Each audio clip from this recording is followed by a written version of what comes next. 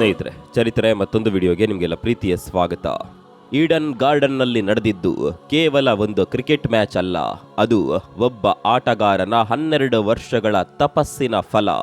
ಒಬ್ಬ ಆಟಗಾರನನ್ನ ಸತತವಾಗಿ ಕಡೆಗಣಿಸಿದಾಗ, ಟೀಕಿಸಿದಾಗ ಅವನು ಹೇಗೆ ಎದ್ದು ಬರ್ತಾನೆ ಅನ್ನೋದಕ್ಕೆ ನಿನ್ನೆಯ ಪಂದ್ಯವೇ ಸಾಕ್ಷಿ. ವೆಸ್ಟ್ ಇಂಡೀಸ್ ಕೊಟ್ಟ 196 ರನ್ಗಳ ಬೃಹತ್ ಗುರಿ, ಒಂದು ಕಡೆ ಯುವ ಆಟಗಾರರ ವೈಫಲ್ಯ, ಮತ್ತೊಂದು ಕಡೆ ಒತ್ತಡದ ಸುನಾಮಿ. ಇಂತಹ ಟೈಮ್ನಲ್ಲಿ ಕ್ರೀಸ್ಗೆ ಬಂದಿದ್ದು ಸಂಜು ಸ್ಯಾಮ್ಸನ್. 97 ರನ್, ಅಜೇಯ ಆಟ, ಕೇವಲ 50 ಎಸೆತಗಳು. ಸೋಷಿಯಲ್ ಮೀಡಿಯಾದಲ್ಲಿ ಜಸ್ಟಿಸ್ ಫಾರ್ ಸಂಜು ಅಂತ ಕೂಗ್ತಿದ್ದವರಿಗೆ, ಸಂಜು ಕೈಯಿಂದ ರನ್ ಬರಲ್ಲ ಅನ್ನುವ ಟೀಕಾಕಾರರಿಗೆ ಒಂದೇ ಇನ್ನಿಂಗ್ಸ್ ಮೂಲಕ ಸಂಜು ಉತ್ತರ ಕೊಟ್ಟಿದ್ದಾರೆ. ಇವತ್ತಿನ ಈ ವಿಡಿಯೋದಲ್ಲಿ ಸಂಜು ಸ್ಯಾಮ್ಸನ್ ಅವರ ಈ ಗ್ರ್ಯಾಂಡ್ ಕಮ್ ಬ್ಯಾಕ್ ಕಥೆಯನ್ನ, ಟೀಕಾಕಾರರ ಬಾಯಿ ಮುಚ್ಚಿಸಿದ ಆಟವನ್ನ ಕಂಪ್ಲೀಟ್ ಆಗಿ ಅನಾಲಿಸಿಸ್ ಮಾಡೋಣ ಬನ್ನಿ.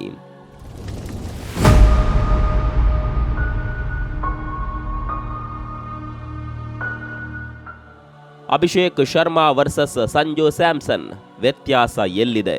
ಯುವ ಆಟಗಾರ ಮಾಡಿದ ತಪ್ಪೇನು? ಎಕ್ಸ್ಪೀರಿಯನ್ಸ್ ಹೊತ್ತು ತಂದ ಸಂಜು ಮಾಡಿದ ಮ್ಯಾಜಿಕ್ ಏನು ಅನ್ನೋದನ್ನ ಮೊದಲು ನೋಡ್ಬಿಡೋಣ. ಅದರಲ್ಲೂ ವೆಸ್ಟ್ ಇಂಡೀಸ್ ವಿರುದ್ಧದ ಮ್ಯಾಚ್ನಲ್ಲಿ ಭಾರತದ ಇನ್ನಿಂಗ್ಸ್ ಆರಂಭವನ್ನ ಗಮನಿಸಿ. ಯುವ ಆಟಗಾರ ಅಭಿಷೇಕ್ ಶರ್ಮಾ ಮೇಲೆ ದೊಡ್ಡ ನಿರೀಕ್ಷೆ ಇತ್ತು, ಆದರೆ ಅವರ ಸ್ಕೋರ್ ಏನಾಯಿತು? ಕೇವಲ 10 ರನ್. ಅದಕ್ಕೂ ಮುನ್ನ ನಡೆದ ಮ್ಯಾಚ್ಗಳಲ್ಲೂ ಅವರು 0-0-0 ಹೀಗೆ ಸತತವಾಗಿ ಫೇಲ್ ಆಗಿದ್ರು.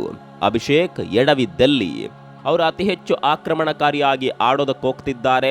ಪಿಚ್ ಹೇಗಿದೆ, ಬೌನ್ಸ್ ಎಷ್ಟಿದೆ, ಇದ್ಯಾವುದನ್ನ ಕೂಡ ನೋಡದೆ ಹೊಡೆಯೋದಕ್ಕೆ ಹೋಗ್ತಿದ್ದಾರೆ. ಈಡನ್ ಗಾರ್ಡನ್ ಪಿಚ್ನಲ್ಲಿ ಆರಂಭದಲ್ಲಿ ಸ್ಪಿನ್ ಇತ್ತು, ಬಾಲ್ ಗ್ರಿಪ್ ಆಗ್ತಿತ್ತು, ಆದರೆ ಅಭಿಷೇಕ್ ಕೇವಲ ಅಟ್ಯಾಕ್ ಮಾಡೋದಕ್ಕೋಗಿ ವಿಕೆಟ್ ಒಪ್ಪಿಸಿದ್ರು. ಸಂಜು ಏನ್ ಮಾಡಿದ್ರು? ಇಲ್ಲೇ ನೋಡಿ. ಸಂಜು ಅವರ ಕ್ಯಾಲ್ಕುಲೇಟೆಡ್ ಅಗ್ರೆಷನ್ ಕೆಲಸ ಮಾಡಿದ್ದು. ಅವರು ಬಂದ ಕೂಡಲೇ ಸಿಕ್ಸರ್ ಹೊಡೆಯೋದಕ್ಕೆ ಹೋಗ್ಲಿಲ್ಲ, ಪಿಚ್ ಅನ್ನ ಅರ್ಥ ಮಾಡ್ಕೊಂಡ್ರು, ಸಿಂಗಲ್ ತೆಗೆದುಕೊಂಡ್ರು, ಸ್ಟ್ರೈಕ್ ರೊಟೇಟ್ ಮಾಡಿದ್ರು. ಅಭಿಷೇಕ್ ಪಿಚ್ ಮೇಲೆ ಅಟ್ಯಾಕ್ ಮಾಡಿದ್ರೆ ಸಂಜು ಪಿಚ್ ಅನ್ನ ಅರ್ಥ ಮಾಡಿಕೊಂಡ್ರು. ಇದೇ ಈ ಮ್ಯಾಚ್ ನ ಟರ್ನಿಂಗ್ ಪಾಯಿಂಟ್. ಆದರೆ ಸಂಜು ಸ್ಯಾಮ್ಸನ್ ರ ಈ ಪಿಚ್ ರೀಡಿಂಗ್ ಟೆಕ್ನಿಕ್ ರಾತ್ರೋರಾತ್ರಿ ಬಂದದ್ದಲ್ಲ. ಇದು ಸಂಜು ಸ್ಯಾಮ್ಸನ್ 2.0ನ ಪ್ರತಿಫಲ.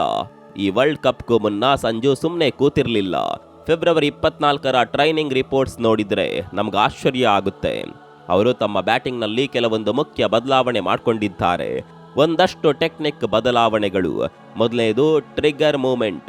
ಹಳೆಯ ಮ್ಯಾಚ್ಗಳಲ್ಲಿ ಸಂಜು ಕಾಲುಗಳ ಮೂವ್ಮೆಂಟ್ ಸ್ವಲ್ಪ ಜಾಸ್ತಿ ಇರ್ತಾ ಇತ್ತು.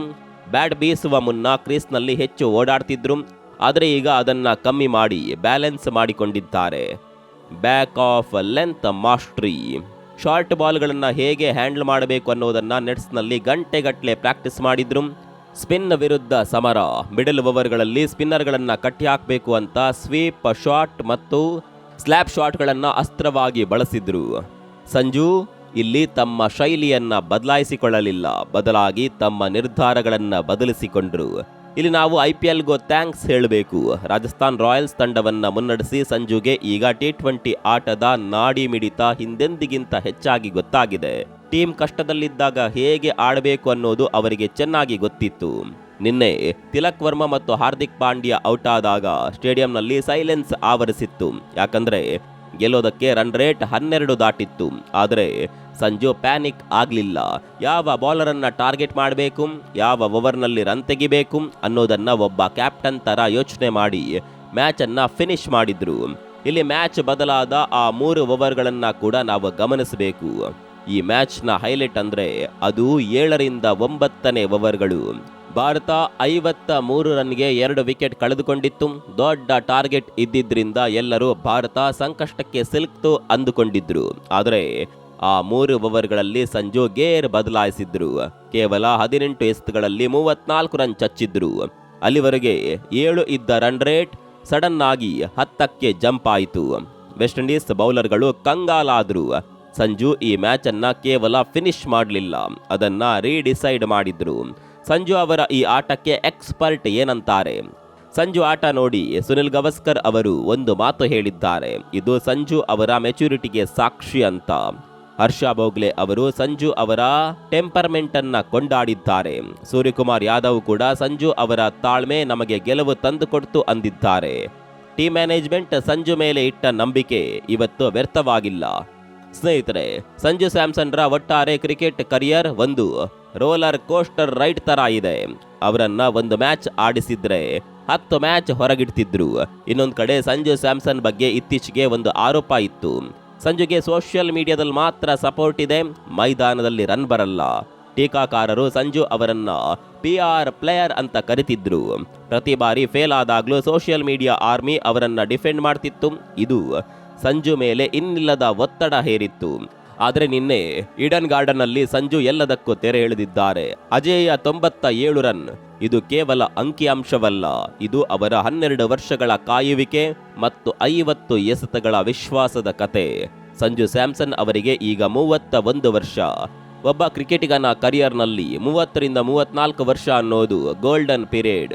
ಈ ವಯಸ್ಸಿನಲ್ಲಿ ದೈಹಿಕ ಶಕ್ತಿ ಮತ್ತು ಮಾನಸಿಕ ಸ್ಥಿರತೆ ಎರಡೂ ಸಮತೋಲನದಲ್ಲಿ ಇರುತ್ತೆ. ಇದು ಅವರ ಎಕ್ಸ್ಪೀರಿಯನ್ಸ್ ಪೀಕ್ ಟೈಮ್ ಕೂಡ. ಈ ವರ್ಲ್ಡ್ ಕಪ್ ಕೈ ತಪ್ಪಿದ್ರೆ ಮತ್ತೆ ಚಾನ್ಸ್ ಸಿಗೋದು ಕಷ್ಟ ಅನ್ನೋದು ಅವರಿಗೆ ಚೆನ್ನಾಗಿಯೇ ಗೊತ್ತಿದೆ. ಅದಕ್ಕೆ ಈಡನ್ ಗಾರ್ಡನ್ ನಲ್ಲಿ ಅವರು ಆಡಿದ್ದು ಬರೀ ರನ್ಗಳಿಗಾಗಿ ಅಲ್ಲ, ತಮ್ಮ ಅಸ್ತಿತ್ವಕ್ಕಾಗಿ. ಇದರ ಮಧ್ಯೆ ಟೀಮ್ ಇಂಡಿಯಾದಲ್ಲಿ ವಿಕೆಟ್ ಕೀಪಿಂಗ್ ಸ್ಲಾಟ್ ನಲ್ಲೂ ಕನ್ಫ್ಯೂಷನ್ ಇತ್ತು. ಸಂಜು ಕೂಡ ಇದ್ದಾರೆ, ಇಶಾನ್ ಕಿಶನ್ ಕೂಡ ಇದ್ದಾರೆ. ಇಶಾನ್ ಕಿಶನ್ ಒಬ್ಬ ಎಡಗೈ ಆಟಗಾರ, ಪವರ್ ಪ್ಲೇನಲ್ಲಿ ಅಬ್ಬರಿಸಬಲ್ಲರು. ಜೊತೆಗೆ ಸಂಜು ಕೂಡ ಮಿಡಲ್ ಓವರ್ಗಳಲ್ಲಿ ಸ್ಪಿನ್ನರ್ಗಳನ್ನ ಸಮರ್ಥವಾಗಿ ಎದುರಿಸೋದಕ್ಕೆ ಬೇಕು. ತಂಡದಲ್ಲಿ ಇಬ್ರು ಇರುವಾಗ ಸಂಜು ತೋರಿಸ್ತಿರುವ ಚುರುಕುತನ ಸದ್ಯಕ್ಕೆ ಅವರನ್ನ ಫಸ್ಟ್ ಚಾಯ್ಸ್ ಕೀಪರ್ ಆಗಿ ಮಾಡಿದೆ. ಸಂಜು ಸ್ಯಾಮ್ಸನ್ ಈಗ ಕೇವಲ ಒಬ್ಬ ವಿಕೆಟ್ ಕೀಪರ್ ಬ್ಯಾಟರ್ ಅಲ್ಲ, ಭಾರತದ T20 ವರ್ಲ್ಡ್ ಕಪ್ ಕನಸಿನ ದೊಡ್ಡ ಭರವಸೆ. ಸೋಷಿಯಲ್ ಮೀಡಿಯಾ ಡಿಬೇಟ್ಗಳಿಂದ ಶುರುವಾದ ಇವರ ಜರ್ನಿ ಇವತ್ತು ವರ್ಲ್ಡ್ ಕಪ್ ಹೀರೋ ಆಗುವ ಮಟ್ಟಕ್ಕೆ ಬಂದು ನಿಂತಿದೆ. ಮುಂದೆ ಸೆಮಿಫೈನಲ್ ಹಾದಿ. ಇಂಗ್ಲೆಂಡ್ ವಿರುದ್ಧ ಸಂಜು ರೋಲ್ ಏನು? ಈಗ ಭಾರತ ಸೆಮಿಫೈನಲ್ಗೆ ಹೋಗಿದೆ. ಎದುರಾಳಿ ಬಲಿಷ್ಠ ಇಂಗ್ಲೆಂಡ್. ಮುಂಬೈ ವಾಂಖಡೆ ಸ್ಟೇಡಿಯಂನಲ್ಲಿ ಫೇಸ್ ಮತ್ತು ಬೌನ್ಸ್ ಇರುತ್ತೆ. ಸಂಜು IPL ನಲ್ಲಿ ಇಲ್ಲಿ ಸಾಕಷ್ಟು ಆಡಿದ್ದಾರೆ. ಆದಿಲ್ ರಶೀದ್ ಅವರಂತಹ ಸ್ಪಿನ್ನರ್ಗಳನ್ನ ಎದುರಿಸಲು ಸಂಜು ಅವರೇ ಕೀ ಪ್ಲೇಯರ್. ಈ ಹೈ ವೋಲ್ಟೇಜ್ ಮ್ಯಾಚ್ ನಲ್ಲಿ ಸಂಜು ಅವರ ಅನುಭವ ಬೇಕೇ ಬೇಕು. ನಿಮ್ ಪ್ರಕಾರ ಸಂಜು ಮುಂದಿನ ಮ್ಯಾಚ್ ನಲ್ಲೂ ಇದೇ ಫಾರ್ಮ್ ಮುಂದುವರಿಸ್ತಾರಾ? ಕಮೆಂಟ್ ಮಾಡಿ. ಇದೇ ರೀತಿಯ ಇಂಟ್ರೆಸ್ಟಿಂಗ್ ಸುದ್ದಿಗಳಿಗಾಗಿ ಚರಿತ್ರೆ ಚಾನೆಲ್ ನೋಡ್ತಾ ಇರಿ. ಮುಂದಿನ ವಿಡಿಯೋದಲ್ಲಿ ಸಿಗೋಣ. ಅಲ್ಲಿವರೆಗೂ ನಮಸ್ಕಾರ.